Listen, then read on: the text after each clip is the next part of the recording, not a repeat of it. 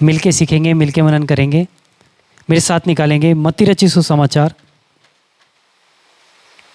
17 अध्याय उसका 19 और 20 वचन। मत्ती रचित सुसमाचार 17 अध्याय 19 और 20 वचन। कोई भी पढ़ दें। चेलों ने एकांत में यीशु के पास आकर कहा, हम उसे क्यों नहीं निकाल सके?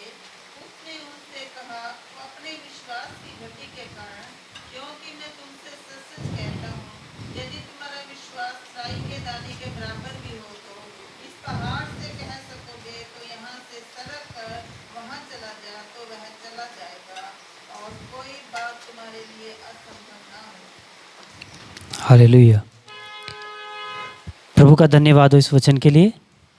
यहाँ हमने जो वचन पढ़ा है बड़ा जाना माना वचन है और हम हमेशा इस वचन को पढ़ते हैं। यहाँ पे घटना लिखी हुई है। एक पिता है, उसके पास एक बेटा है और बेटे के अंदर में दुष्ट आत्मा है। और बेटे को जो दुष्ट आत्मा है वो कभी उसको आग में डालती है, कभी पानी में डालती है। इस घटना को हमने कई बार पढ़ा है, बहुत जानी मानी घटना है। कई बार हम जब पढ़ते हैं दृष्टांतों में, सुनते हैं कहानियों में और प्रचार में भी हम सुनते हैं।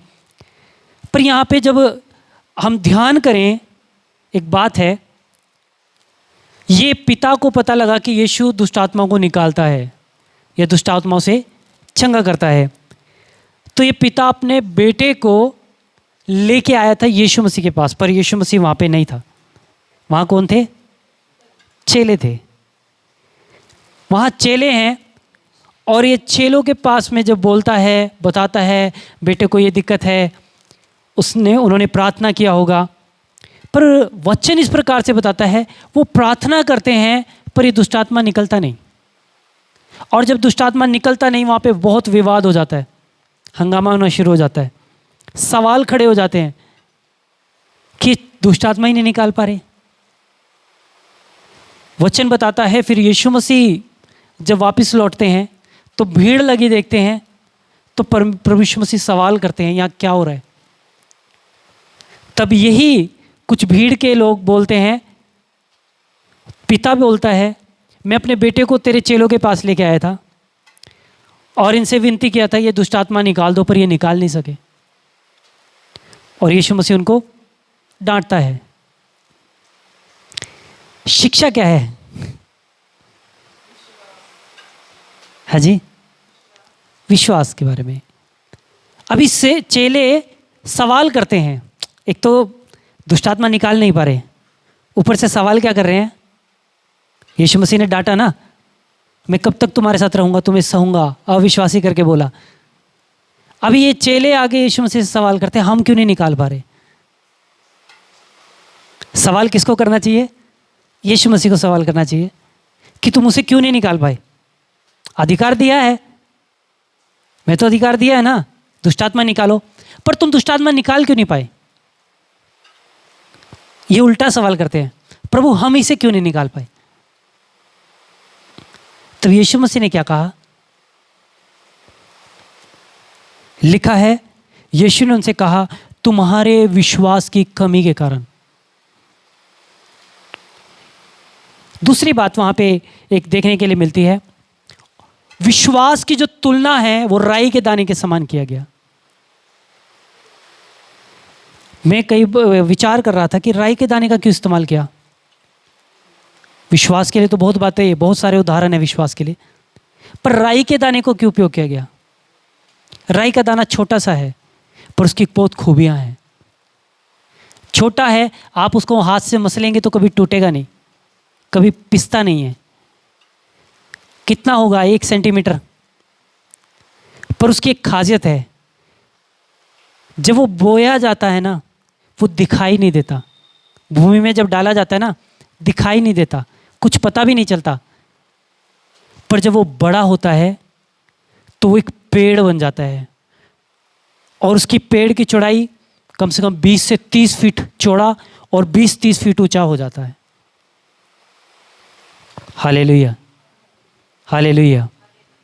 मैं जब बैठ के विचार कर रहा था, ये राई के दाने को ही क्यों इस्तेमाल किया? और भी बहुत सारी बातें हैं, पर प्रभु ने राई का उपयोग किया। हम तो सुनते आ रहे हैं, किसी से आप कितना विश्वास करते हैं, बहुत बड़े बड़े विश्वास का उदाहरण देते हैं, पर जीवन में जब परिस्थिति बिगड़ती है तब हमारा विश्वास पता लग जाता है कि हमारा विश्वास कैसा है। हालेलुया। ये अविश्वास का कारण क्या है? सवाल खड़े क्यों हो गए?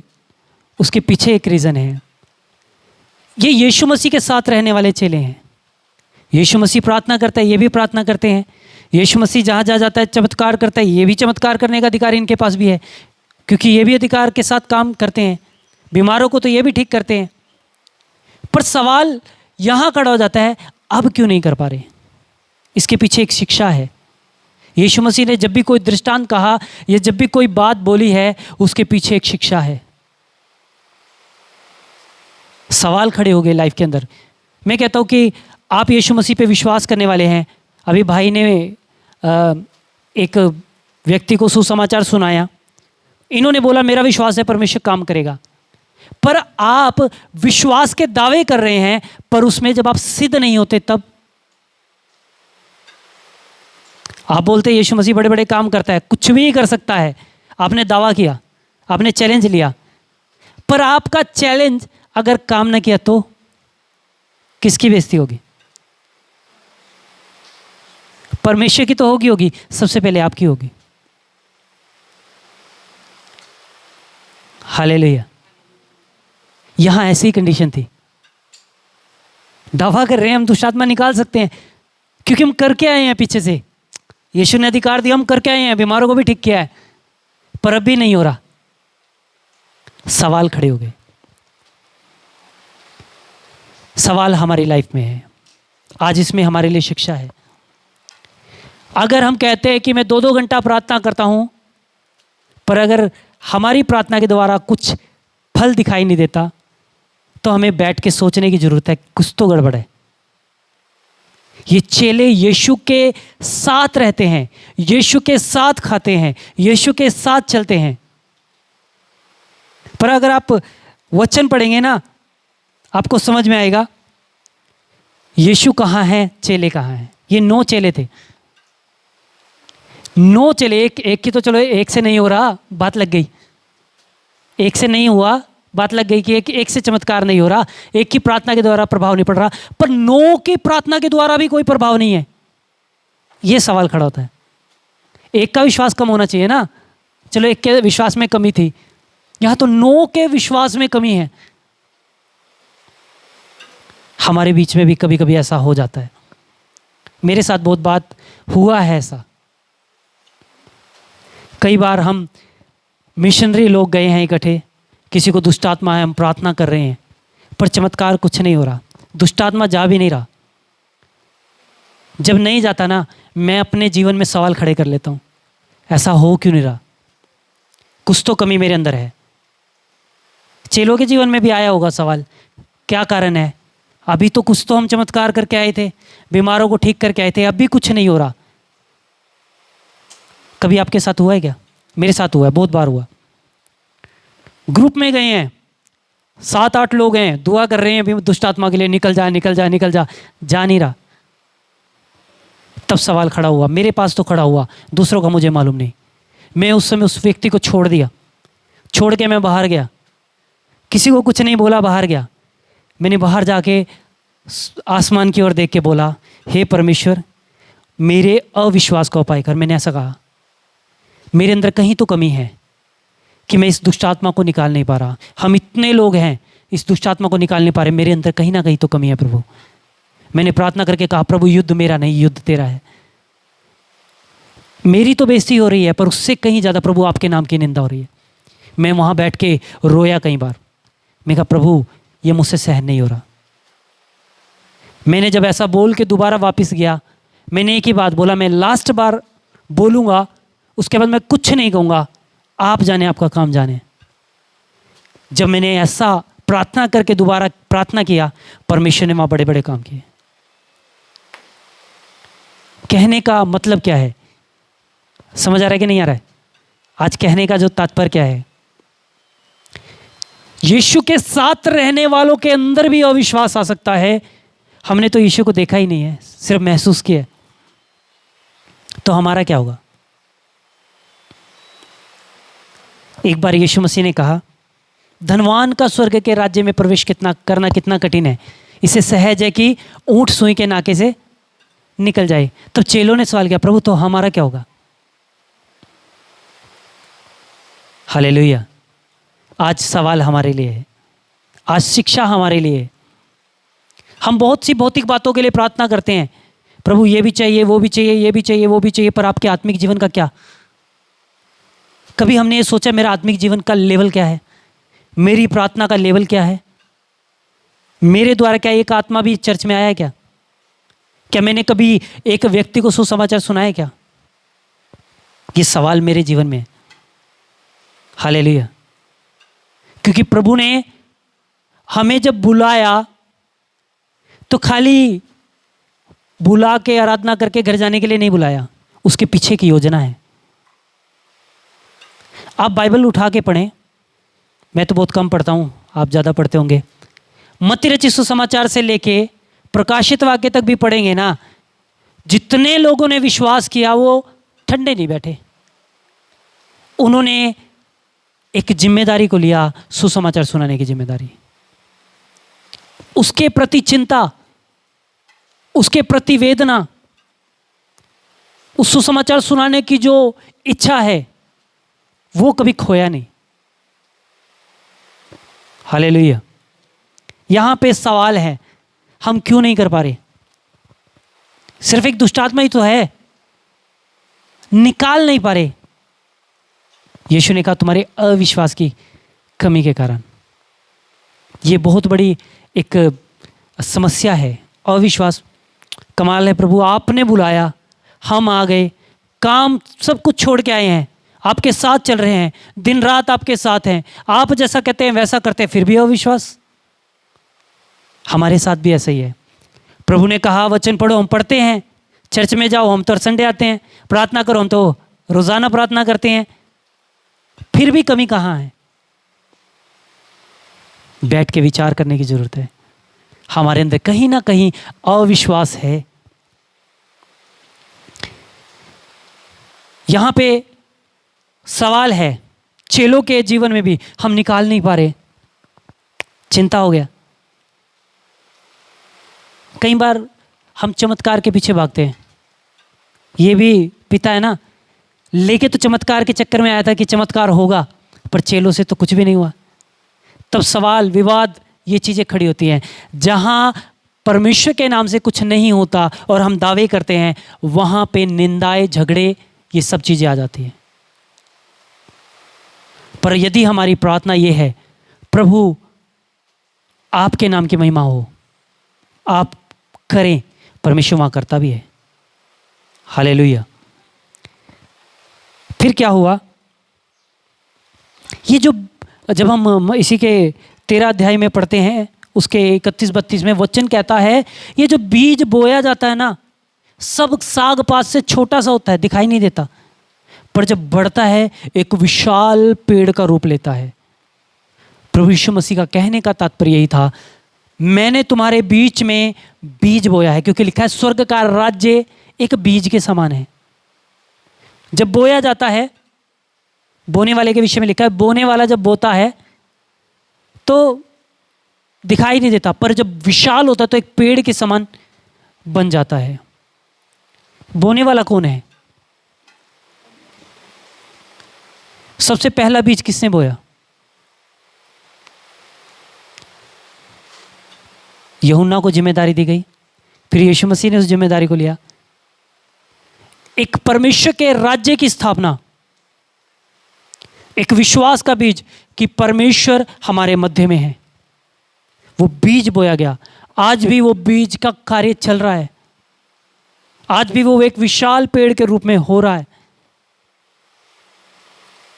हालेलुया। पर हमारे विश्वास की उन्नति के लिए हमारे पास में एक सवाल खड़ा हो गया है। अभी भी हम बैठने वालों से मैं बोल रहा हूं, अगर हम किसी दुष्ट आत्मा को निकालने के लिए जाएंगे तो हमारे अंदर अविश्वास घुसा रहेगा, होगा नहीं होगा, होगा नहीं होगा। शायद परिस्थिति चेलों की भी ऐसी थी, क्योंकि वो हमेशा यीशु मसीह पे डिपेंड रहते थे कि यीशु मसीह साथ है तो कोई बात नहीं, वो कर लेगा।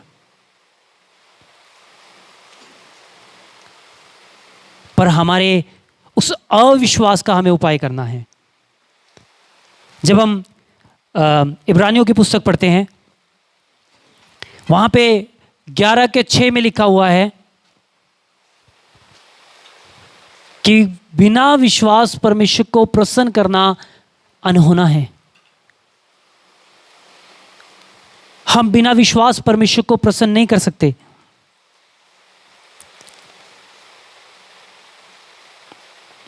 एक बार हम पढ़ें, और विश्वास बिना हाँ। उसे प्रसन्न करना अनहोना है, क्योंकि परमेश्वर के पास आने वाले को विश्वास करना चाहिए कि वह है, और अपने खोजने वालों को प्रतिफल देता है। आमीन। विश्वास एक ऐसी चीज है, वचन कहता है बिना विश्वास हम परमेश्वर को खुश नहीं कर सकते। विश्वास करना है, परमेश्वर के पास आना है और परमेश्वर को खोजना है। लिखा है खोजने वालों के लिए प्रतिफल है। हालेलुया। खोजने वालों के लिए प्रतिफल है। पर मैं एक बात बोलता हूं, आपके बीच में जिसने बीज बोया और आपके बीच में जब बीज बोया गया, आपने विश्वास किया, आप परमेश्वर के पास में आए। मैं एक बात बोलना चाहता हूं, बोने वाले के जीवन में आनंद होगा। हालेलुया। बोने वाले के जीवन में आनंद होगा। क्यों? क्योंकि उसने मेहनत करके बीज बोया, और जब वो फलते हुए देखता है ना, तो कुछ सुकून मिलता है कि मेरी मेहनत व्यर्थ नहीं गई, मेरी मेहनत का फल मुझे दिखाई दे रहा है। ऐसी राई के बारे में भी है। राई जब बोई जाती है दिखाई नहीं देती, पर जब बढ़ती है ना, जिसने उस बीज को डाला ना, उसको बहुत खुशी होती है कि मेरी मेहनत व्यर्थ नहीं गई, ये एक पेड़ बनने जा रहा है। हालेलुया। ये एक पेड़ बनने जा रहा है। किसान भी यदि बीज बोता है ना, गेहूं का एक दाना भी बोता है, वो इस उम्मीद से बोता है कि मैंने इस बीज को बोया है, अब जब कटनी का समय आएगा ना, मैं इस एक बाल से 100 दाने निकालूंगा। वो इस उम्मीद से बोता है। प्रभु ने जो हमें बुलाया है, वो हमसे उम्मीद करता है। क्या उम्मीद करता है? कि हम जो लोग उस पर विश्वास करते हैं, हम साधारण विश्वास करने वाले नहीं, पर हम परमेश्वर पर एक उत्तम विश्वास करने वाले व्यक्ति बन जाए। हमारा विश्वास का लेवल ऊंचा होना चाहिए। उस ऊंचे लेवल में परमेश्वर हमें देखना चाहता है। यीशु मसीह चाहता तो इनका विश्वास बढ़ा सकता था, है ना। फूंकता एक बार में तो इनको बहुत विश्वास आ जाता, बड़े बड़े चमत्कार भी होते, पर प्रभु ने उलाहना दिया। ये बड़ी बात है। हालेलुया। जो सीखना चाहते हैं वो सवाल करते हैं, और जो सीखना नहीं चाहते वो विवाद करते हैं। समझ आ रहा है कि नहीं आ रहा है? जो सीखना चाहते हैं वो सवाल करते हैं, पर जो सीखना नहीं चाहते वो विवाद करते हैं। यहां चेलों को ताड़ना मिली भीड़ के सामने। क्या बात बोली? हट्टीले लोग हैं, अविश्वासी लोग हैं, कब तक तुम्हें झेलूंगा। चाहते वो विवाद कर सकते थे, पर उन्होंने विवाद नहीं किया, उन्होंने सवाल किया, प्रभु हम क्यों नहीं निकाल पा रहे। ये एक अच्छे चेले की, अच्छे स्टूडेंट की पहचान है। जो सीखते हैं वो सवाल करेंगे, और जिन्हें पसंद नहीं आता वो विवाद करेंगे। इसने ऐसा बोला क्यों? मैं तो इनसे ज़्यादा प्रार्थना करता हूँ। मेरा टाइम देखेंगे, क्या देखेंगे? मैं तो 3 बजे उठ के 6 बजे तक प्रार्थना करता हूँ। पर प्रैक्टिकल लाइफ में क्या है? हालेलुया। इनके अंदर बहुत सारी कमी थी। जब यीशु मसीह प्रार्थना के लिए जाता था, हमेशा बातचीत, इधर उधर की बात। हमेशा वचन बताता है कि हमेशा पतरस, याकूब, यूहन्ना ही साथ में रहते थे, पर उनके जीवन में भी कुछ ना कुछ तो कमी थी। कमियां हमारी लाइफ में हैं,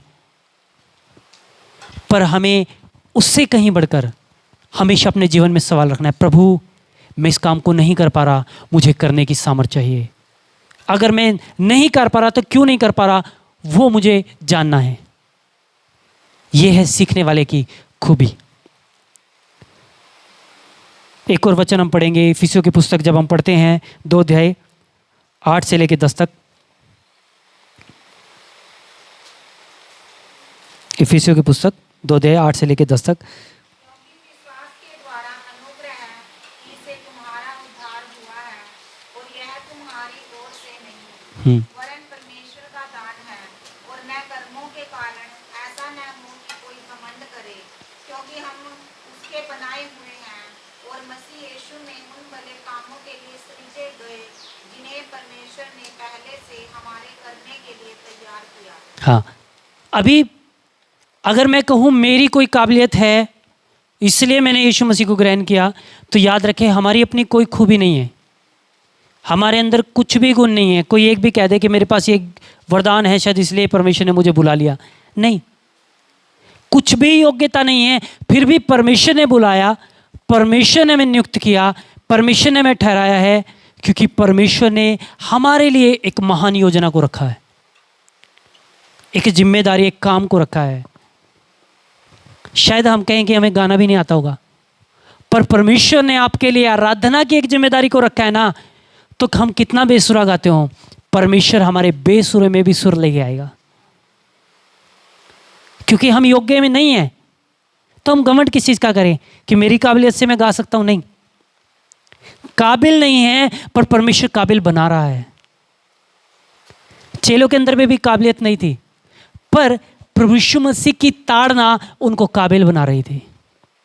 योग्य नहीं है, अयोग्य गिने गए हैं, है ना। वो तो कहेंगे हम तो मछुआरे हैं, हम मछली अच्छे से पकड़ सकते हैं, पर एक इंसान को पकड़ के लाना मुश्किल है। यीशु मसीह जैसे प्रचार करना भी असंभव है, योग्यता नहीं है, पर परमेश्वर योग्यता में लेके आने वाला परमेश्वर है। हालेलुया। क्योंकि जब हम कृत्यों की पुस्तक पढ़ते हैं उसका 2 अध्याय, पहला कुरिन्थियों 2 अध्याय 5 वचन में लिखा है, क्योंकि हमारा जो विश्वास है ना, वो क्या है, परमेश्वर की सामर्थ्य पर निर्भर करता है। हमारा विश्वास इंसान पे नहीं है, हमारा विश्वास और बातों पे नहीं है, पर हमारा विश्वास परमेश्वर की सामर्थ्य पे निर्भर है। इसलिए हम दावे करते हैं, है ना, इसलिए तो दावे करते हैं। किसी को कुछ बीमारी है, आप प्रभु के पास ले आओ, परमेश्वर चंगा करेगा जी। ये दावा करने का अधिकार आपके पास कहां से आया? प्रभु की सामर्थ हम में होके काम करती है। हालेलुया। अभी भाई ने बोला वो भाई टांग नहीं मोड़ पा रहा था, पर जब से वो बाइबल पढ़ने लगा टांग मोड़ने लगा। विश्वास क्या है? इनका विश्वास है कि प्रभु कर सकता है। ये विश्वास के द्वारा हम परमेश्वर की सामर्थ्य पे निर्भर हैं। हालेलुया। यीशु मसीह यही बातें चेलों को सिखाना चाह रहा था। एक और बात, जब ये बातें हो रही थी, अब चेलों के मन में सवाल खड़े होने लगे। तो चेले क्या कहते हैं? जब हम क्योंकि जब हम यूहन्ना रचित सुसमाचार पढ़ते हैं ना, फिर चेले सवाल करते हैं। यूहन्ना की पुस्तक में जब पढ़ते हैं 14 अध्याय के 12 वचन में, तो यीशु मसीह ने उनसे कहा, जो मुझ पे विश्वास करते हैं ना, वो मुझसे भी बड़े बड़े काम करेगा। क्योंकि विश्वास की बात आती थी ना, विश्वास में कमी थी, तो यीशु मसीह कहता है जो मुझ पे विश्वास करता है वो बड़े बड़े काम करेगा। तो उसके विश्वास को प्रभु बढ़ा रहा था। और जब हम इसी में आते हैं लूका की पुस्तक 17 अध्याय में, उसके 5 और 6 वचन में पढ़ें। लूका की पुस्तक 17 अध्याय 5 और 6। बोल ही रहा था कि एक उजले बादल ने उन्हें छा लिया, और उस बादल में से यह शब्द निकला, यह मेरा प्रिय पुत्र है, जिससे मैं प्रसन्न हूँ, इसकी सुनो। चेले यह सुनकर मुंह के बल गिर गए और अत्यंत डर गए। नहीं, लूका 17 5 और 6। तब प्रेरितों ने प्रभु से कहा, हमारा विश्वास बढ़ा।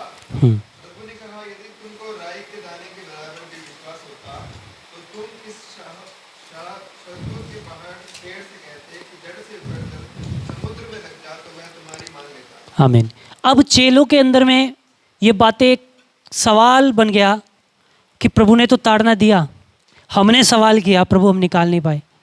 अब चेले दोबारा क्या कहते हैं, प्रभु अभी हमें समझ आ रहा है, हमारे विश्वास को बढ़ा दे, क्योंकि दुष्ट आत्मा क्यों नहीं निकल रहा, विश्वास की कमी थी। अभी चेले क्या कहते हैं, हमारे विश्वास को बढ़ा दे। यीशु मसीह फिर कहता है, यदि तुम्हारे अंदर विश्वास होता, तुम सहतूत के पेड़ से भी कहते उखड़ के समंदर में चला जा, हो जाता।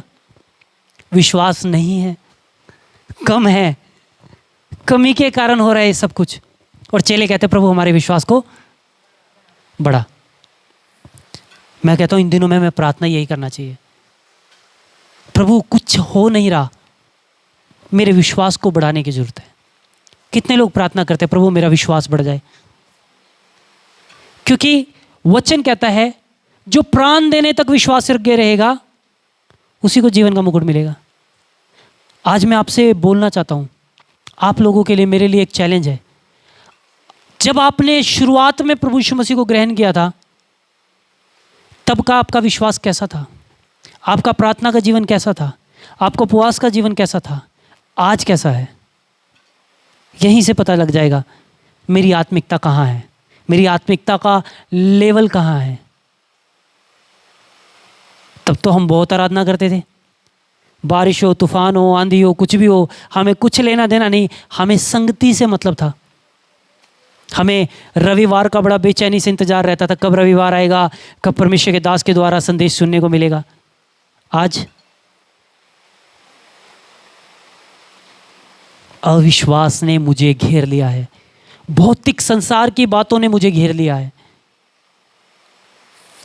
पहले तो अभी हाल ही में मेरे पास किसी का फ़ोन आया, फ़ोन आके बोला भैया प्रेज द लॉर्ड। मैं कहा प्रेज द लॉर्ड, हाँ मुझे पहचाना। मैंने कहा हाँ जी पहचान लिया।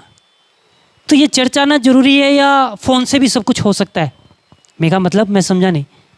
नहीं, हम फ़ोन पे भी तो बहुत सारा प्रचार वीडियो आता है, घर बैठ के वो भी तो देख सकते हैं। मैं कहा देखो, किसने मना किया है? तो चर्चा आने की जरूरत ही नहीं है, घर बैठ के ही हो सकता है। मैंने बोला आप ठीक बोल रहे हैं।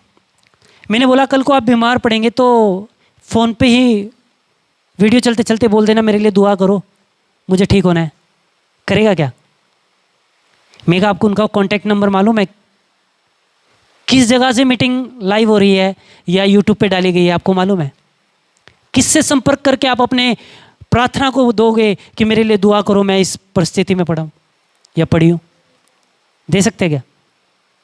पर आपका एक स्थानीय चर्च है, आपका एक स्थायी चर्च है, आप वहाँ जाकर पास्टर से बोल सकते हो, कलीसिया के लोगों से बोल सकते हो मेरे लिए दुआ करो, मुझे प्रार्थना की जरूरत हो। वो वीडियो कब की होगी? शॉर्ट वीडियो है। क्या समझ आएगा आपको शुरू कहाँ से हुआ था, ख़त्म कहाँ हुआ? क्या सीख रहे हैं? आपको तो ये नहीं पता होगा यूहन्ना कहाँ है और प्रकाशित वाक्य कहाँ है। मैंने बोला जो शिक्षा आपको चर्च के अंदर बैठ के मिलेगी, जो शिक्षा आपको बैठ के सीखने से मिलेगी, परमेश्वर के दास के द्वारा मिलेगी, वो शायद आपको ऑनलाइन मीटिंगों के द्वारा नहीं मिलेगी। कई लोग ऐसे हैं, वो सोचते हैं कि जाने की जरूरत क्या है, घर बैठे बैठे सब कुछ हो सकता है। पर हमारा विश्वास का लेवल गिरेगा, बढ़ेगा नहीं। Hallelujah, hallelujah.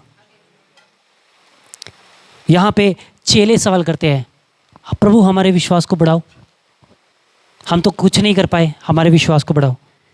तो यीशु मसीह फिर कहता है राई के दाना। कितनी बार बोला राई का दाना?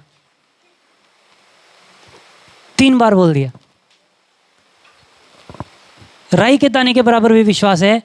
पहाड़ से कहोगे, सहतूत से कहोगे उखड़ जा, समंदर में चला जा, हो जाएगा। हमारा उतना भी विश्वास है क्या? नहीं होगा। मैंने बोला जैसे राई के दाने के अंदर एक क्वालिटी है, छोटा है पर ठोस और मजबूत है, टूटेगा नहीं। हम विश्वास के बड़े बड़े दावे करने वाले लोग एक बार जीवन की परिस्थिति बिगड़े फिर देखें हमारा दिमाग कैसे एकदम बदल जाएगा। हमारे पास सवाल खड़े हो जाएंगे, हम लोग कहेंगे क्या मिला यीशु मसीह में जाने से? अभी हमारे चर्च में एक अंकल है, बड़ी ज़ोर ज़ोर से हालेलुया बोलते हैं। जब बोलते हैं ना, कहते हैं भाई ये तो जवान है। इन दिनों में उसकी परिस्थिति क्या हो रही है, वो बोलते हैं चर्च में जाके क्या मिल रहा है, कुछ भी नहीं मिल रहा। अपनी घरवाली को बोलते हैं क्या मिल रहा, कुछ भी नहीं मिल रहा, क्यों जाना चर्च में, छोड़ो, पर हम नहीं जाते।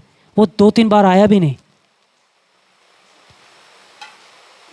और विश्वास, ओहो हो, हालेलुया का शब्द इतना भयंकर, पर इन दिनों में विश्वास की परिस्थिति कैसी है, 0। मैं कहता हूं परमेश्वर हमें सिखाना चाहता है। जब हमारा विश्वास डाउन जाता है ना, तो याद रखें प्रभु चाहता है अब हम प्रार्थनाओं को बढ़ा दें, अब हम प्रार्थनाओं को बढ़ाएं, क्योंकि हमारे जीवन में जो परिस्थिति आने वाली है ना, वो हमारे विश्वास को हिलाने के लिए आ रही है। और जब वो हमारे विश्वास को हिलाएगी ना, हमारी प्रार्थनाओं को उन दिनों में हमें ज़्यादा बढ़ाना है। जब हम अपनी प्रार्थनाओं को ज़्यादा बढ़ाएंगे, हम उन परिस्थितियों का सामना कर पाएंगे और हम फिर उसी विश्वास के लेवल में जाएंगे। इन दिनों में हमें प्रार्थना की जरूरत है। मैं आज आपसे बोलना चाहता हूं, आज ही रात अगर यीशु मसीह का आगमन हो जाए तो क्या हम दावा कर सकते हैं मैं तो तैयार हूं जी, कोई दिक्कत वाली बात नहीं है, प्रभु आएगा सबसे पहले मैं तैयार हूं? कौन चैलेंज करके कह सकता है? कोई भी नहीं, कोई भी नहीं दावा कर सकता। पर प्रभु चाहता है हम दावा करें, प्रभु मैं तैयार हूं। हालेलुया। हनोक के समान जब प्रभु उसको लेने के लिए आए, वो प्रभु के साथ साथ चलने वाला व्यक्ति कहलाए। हनोक के विषय में लिखा वो परमेश्वर के साथ साथ चलता था और इसी बातों से परमेश्वर खुश था, उसको जीवित जीवित स्वर्ग में उठा लिया गया। हालेलुया। विश्वास को हमें मजबूत करना है। इसलिए जब हम इब्रानियों की पुस्तक 11 अध्याय पढ़ते हैं, पूरा विश्वास के लोगों का सूची है, किसने कैसा विश्वास किया, उसका प्रतिफल क्या हुआ। क्योंकि यीशु अपने चेलों को सिखा रहा है। यीशु मसीह अपने चेलों को बहुत सी बातों को सिखाना चाहता था। अब दूसरी बात, यीशु मसीह क्या सिखा रहा है, क्योंकि ये बातें बोलना यीशु मसीह को इसलिए था। एक बार यूहन्ना के चेलों ने यीशु मसीह से सवाल किया, जब हम मत्ती 9 अध्याय 14 और 15 जब हम पढ़ते हैं,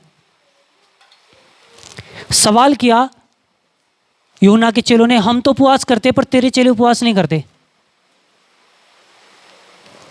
ऐसा सवाल किया ना, हम तो उपवास करते पर तेरे चेले उपवास नहीं करते। तो यीशु मसीह ने क्या कहा था? क्या बाराती जब तक दूल्हा उनके साथ है सो कर सकते हैं, हम्म। पर वे दिन आएंगे जब दूल्हा उनसे अलग किया जाएगा, उस समय वे उपवास करेंगे। हाँ, देखो मैंने पहले आपको जैसे बताया, जब हम मत्ती रचित सुसमाचार पढ़ते हैं ना, यही 17 अध्याय जब पढ़ रहे थे, इसके हमने 21 वचन को जब पढ़ेंगे ना, यीशु मसीह ने जब कहा ना, तुम्हारा विश्वास राई के दाने के बराबर होता तो तुम इस दुष्ट आत्मा से बोलते ये निकल जाती। पर इसके बाद 21 वचन में लिखा है, पर ये जाति बिना उपवास और प्रार्थना के नहीं जाती। ये भी बोला यीशु मसीह ने।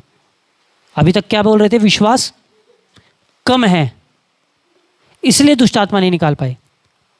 अब यीशु मसीह कह रहा है, पर ये जातियां बिना उपवास और प्रार्थना के नहीं जाती। क्योंकि यीशु अपने चेलों को सिखाना चाहता था, उपवास और प्रार्थना भी महत्वपूर्ण है, उसके बिना भी कुछ नहीं होगा। क्योंकि यूहन्ना के चेलों ने क्या सवाल किया था? हम उपवास करते पर तेरे चेले उपवास नहीं करते। हम तो उपवास करते, हम तो प्रार्थना करते, पर तेरे चेले उपवास नहीं करते। यीशु मसीह ने कहा था, जब तक दूल्हा उसके साथ है वो उपवास ही नहीं रह सकते, पर एक दिन आएगा वो उपवास करेंगे। कहने का तात्पर्य क्या है? प्रभु यीशु मसीह अपने चेलों को इस विषय में शिक्षा दे रहा था। चेलों ने जो सवाल किया ना, हम निकाल क्यों नहीं पा रहे, उसका जवाब ये था, प्रभु चाहता था अब ये समय आ गया है, क्योंकि मेरा जाने का समय आ गया है, मुझे क्रूस पे चढ़ना है। क्योंकि वो समय ऐसा था, प्रभु के सब कुछ होने वाला था, उस क्रूसीफाइड का समय था। तो यीशु मसीह इन बातों का भी शिक्षा दे देता है कि ये बिना उपवास और प्रार्थना के दुष्ट आत्मा नहीं जाता। चेले इन चीज़ों को समझ जाएं क्योंकि वो उपवास के दिनों में भी खाना खा लेते थे, शब्द के दिनों में भी कुछ खा पी लेते थे। पर प्रभु चाहता था कि उपवास करना सीख जाएं, प्रार्थना करना सीख जाए, क्योंकि जब यीशु मसीह प्रार्थना करता था ये सो जाते थे। तो उन चीज़ों को परमेश्वर इन्हें सिखाना चाहता था, तभी यीशु मसीह ने इनसे ये बात बोली, ये जाति बिना उपवास और प्रार्थना के नहीं जाती। Hallelujah, hallelujah. आज हमारे लिए क्या शिक्षा है? हमारे लिए ये शिक्षा है, प्रभु चाहता है हम अपने विश्वास को बढ़ाएं। कैसे बढ़ाएंगे? हम तो चर्च में भी आते हैं, बाइबल भी पढ़ते हैं, संगति भी करते हैं, सब कुछ तो कर रहे हैं, पर विश्वास को कैसे बढ़ाएं? तो यीशु मसीह हमें सिखाना चाहता है, सिर्फ प्रार्थना और विश्वास काफ़ी नहीं है, उपवास और प्रार्थना भी चाहिए। हालेलुया।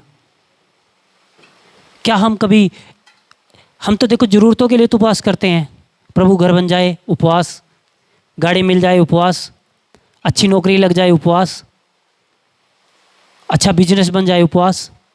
पर हमारे आत्मिक जीवन का क्या? उसके लिए कितनी बार उपवास किया?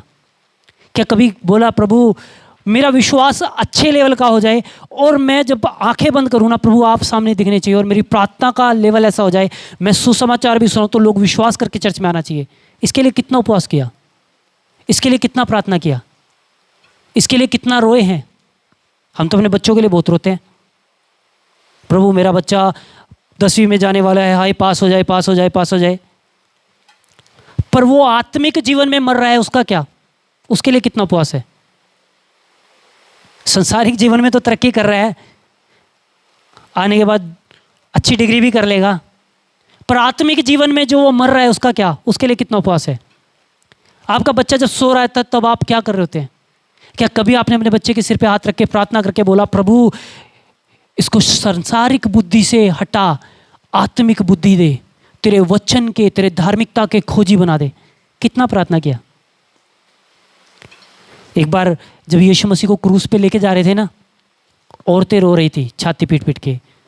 यीशु मसीह ने कहा मेरे लिए रोने की जरूरत नहीं है, अपने लिए और अपने बच्चों के लिए रो, क्योंकि भविष्य परमेश्वर को पता था आने वाले दिन कैसे हैं। हालेलुया। यीशु मसीह चेलों को वही शिक्षा दे रहा था। वो दुष्ट आत्माएं पता क्यों नहीं निकाल पाए? मैं एक चीज़ सोच रहा था, शायद यीशु मसीह ने उनसे थोड़े समय के लिए अधिकार ले लिया था, कुछ समय के लिए अधिकार ले लिया। करने दो कोशिश, इनको समझ आना चाहिए प्रार्थना और उपवास की क्या अहमियत है। मैं प्रार्थना कर रहा हूँ, उपवास कर रहा हूँ, पर ये कुछ नहीं कर रहे, ये मेरे ऊपर डिपेंड है। मैं विचार कर रहा था प्रभु ने इनसे उस अधिकार को ले लिया होगा, इन्हें मेहनत करने दो। इन्होंने बहुत कोशिश की होगी दुष्ट आत्मा जाए, पर हुआ नहीं होगा। तभी इन्होंने सवाल किया प्रभु हम क्यों नहीं कर पा रहे? एक तो डांट खाई, ऊपर से सवाल भी है प्रभु हम कर क्यों नहीं पा रहे? तो प्रभु ने बोला तुम्हारे विश्वास की कमी के कारण। फिर बोला ये बिना उपवास और प्रार्थना के जाती नहीं है, ताकि वो सीख जाएं तुम मेरे ऊपर डिपेंड ना रहो, तुम्हें अपने विश्वास को परमेश्वर पर डिपेंड करना है। तुम मेरे ऊपर डिपेंड ना रहो, पर तुम्हें उपवास और प्रार्थना पे डिपेंड होना है, ताकि परमेश्वर से तुम जो मांगो वो मिल जाए। हालेलुया। आपको पता है जब मूसा 6 लाख लोगों को लेके चला तो उसके पास भी सामर्थ और चमत्कार करने का अधिकार था कि नहीं था? मैं एक बात बैठ के सोच रहा था, वो अधिकार आया कैसे? हम कहेंगे वो तो जलती हुई झाड़ी दिखी, परमेश्वर ने बातचीत की, उसके हाथ में लाठी से परमेश्वर ने सब कुछ किया। नहीं, मैं आपके बीच का समय नहीं हमने देखा। वो जो बीच का समय था ना वार्तालाप का, वो परमेश्वर के साथ बैठने का समय था।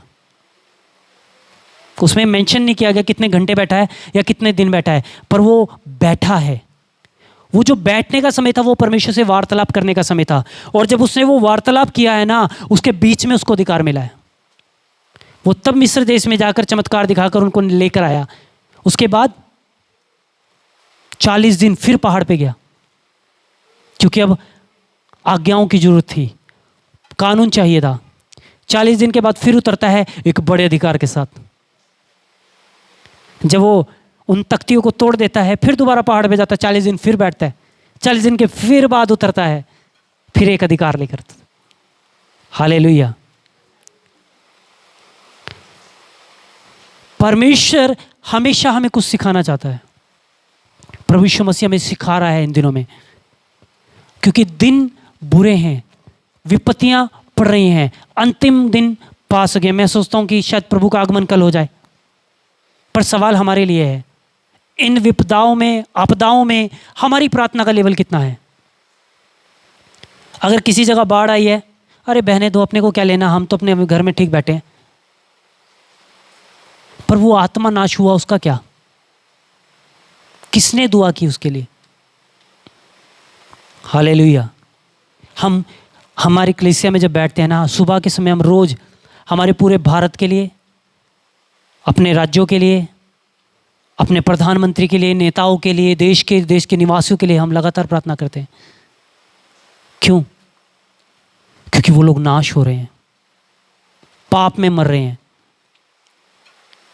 क्योंकि उसका लेखा किससे लिया जाएगा? हमसे। जिम्मेदारी सुसमाचार की किसको दी गई है? हमें। अगर उस काम को हम नहीं करते तो याद रखें उसका जवाबदार हम हैं। Hallelujah, hallelujah. चेलों को प्रभु वही सिखाना चाहता था। उसके बाद क्या वो साधन रहे? यहां तक तो एंडिंग हो गया, चलो भाई चेलों ने कुछ नहीं किया, पर उसके बाद वो साधारण रहे क्या? नहीं। वचन बताता है यीशु के स्वर्गारोहण के बाद 50 दिन लगातार प्रार्थना में बैठे, पवित्र आत्मा पाया, क्योंकि यीशु ने जाने से पहले फूका था पर समझ नहीं आ रहा था। पवित्र आत्मा पाया। यही साधारण लोगों के द्वारा परमेश्वर ने एक बड़ी कलीसिया को खड़ा कर दिया। लोग इन्हें देख के कहते थे, क्या ये वही नहीं जिन्होंने पूरे संसार को उल्टा पुल्टा करके रख दिया? हालेलुया। याद रखें, हम साधारण लोग नहीं हैं। यदि हम सवाल करेंगे प्रभु से, मैं ऐसा कर क्यों नहीं पा रहा, तो प्रभु हमें जवाब देगा और फिर हम उस प्रार्थना को करेंगे। परमेश्वर एक बड़े अधिकार के साथ हमें इस्तेमाल करेगा। हालेलुया। चेलों ने सवाल किया क्योंकि उनको सीखने का मन था। क्या हम सवाल करते हैं? अगर नहीं करते तो हमें सवाल करना है, प्रभु मैं बीमार के लिए प्रार्थना तो करता हूं पर कुछ हो नहीं रहा, क्यों नहीं हो रहा? मुझे जवाब चाहिए, मुझे अधिकार चाहिए। Hallelujah, hallelujah. हम अपनी आंखें बंद करें, हम प्रार्थना करेंगे। हम परमेश्वर को धन्यवाद करें। ये चेले लोग जिनको प्रभु ने आत्मा दिया और ये आनंद करते हुए लौटे भी, इन्होंने कहा प्रभु तेरे नाम से तो दुष्ट आत्माएं भी हमारे वश में हैं, पर अभी एक दुष्ट आत्मा निकालना मुश्किल है। विश्वास की कमी। परमेश्वर के प्रियजनों, हमें लगता होगा हम चर्च में जाते हैं, दान डालते हैं, आराधना करते हैं, सब कुछ ठीक है, पर मैं कहना चाहता हूँ कुछ ठीक नहीं है। हमारे अंदर कहीं ना कहीं विश्वास की कमी ने हमें घेर लिया है, संसारिक बातों ने हमें घेर के रखा है। हमें प्रार्थना करने की जरूरत है, प्रभु कुछ ठीक नहीं है। एक परमेश्वर के दास ने कहा, प्रभु जब मेरे जीवन में विपत्ति नहीं आती और सब कुछ ठीक चल रहा है तो मुझे लगता है प्रभु आपने मुझे छोड़ दिया, क्योंकि जब मेरे जीवन में विपत्ति आती है तो मुझे पता चलता है परमेश्वर मेरे साथ है, वो मुझे छोड़ नहीं रहा, वो मुझे संभाल के चल रहा है। पर जब कुछ सब कुछ ठीक है, सब आनंद में है, तो मुझे लगता है शायद प्रभु ने मुझे छोड़ दिया। हमें प्रार्थना करना है, परमेश्वर हमें जय का जीवन चाहिए। मेरी प्रार्थना का जीवन इन दिनों में कम है, प्रार्थना का लेवल कम है, मेरी प्रार्थनाओं को बढ़ा दे परमेश्वर। मैंने तो उपवास कभी करके देखा नहीं, पर इन दिनों में मुझे उपवास करना सिखा प्रभु। मुझे बड़े अधिकार की जरूरत है, सामर्थ चाहिए प्रभु, पवित्र आत्मा की जरूरत है। जिसको सुसमाचार सुनाऊं उसका जीवन बदल जाए, जिसके लिए मैं प्रार्थना करूं उसके जीवन में चंगाई आ जाए। प्रभु हम आपके राज्य की स्थापना करना चाहते हैं।